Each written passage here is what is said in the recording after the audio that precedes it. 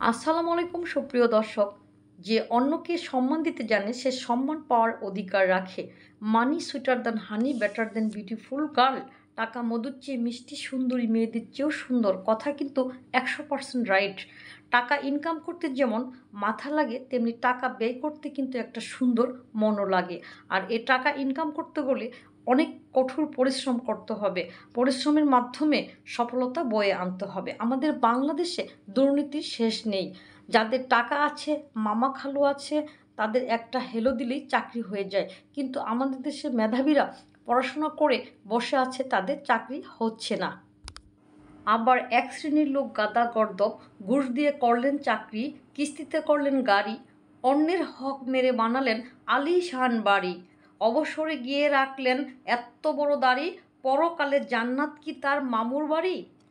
আমাদের ডক্টর ইউনূস স্যারের কথা মতে দেশ বিদেশের চাকরির পিছে আর না ঘুরি। আসুন আমরা নারী পুরুষ কর্মসংস্থান সৃষ্টির মাধ্যমে কাজ করে উদ্যোক্তা হয়ে সুন্দর একটা জীবন গড়ি। আমাদের সমাজে নিজের কাজ করতে গেলে কিছু বাধা বিপত্তি আসবে। এই সকল বাধা বিপত্তিকে অতিক্রম করে সামনের দিকে এগিয়ে যেতে হবে, তবেই সফলতা আসবে। কিছু লোকে কিছু বলে তাতে আমি রাগি না। আমার মতে আমি চলি লোকের কথায় কিছু না।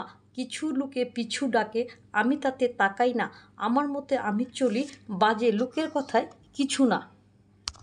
সমাজে ভালো কিছু করতে গেলে নানামুখী কুসংস্কার ও বাধা আসবেই, এটা চিরন্তন সত্য। তাই আসছে পথে আধার নেমে, তাই বলে কি রইব থেমে, বারে বারে জ্বালবে বাতি, হয়তো বাতি জ্বলবে না।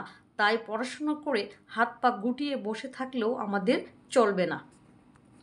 আর প্রত্যেককে আত্মশক্তিতে বলীয়ান হতে হবে। আত্মশক্তিতে বলীয়ান ব্যক্তি কখনো দারিদ্র হয় না। ধন্যবাদ।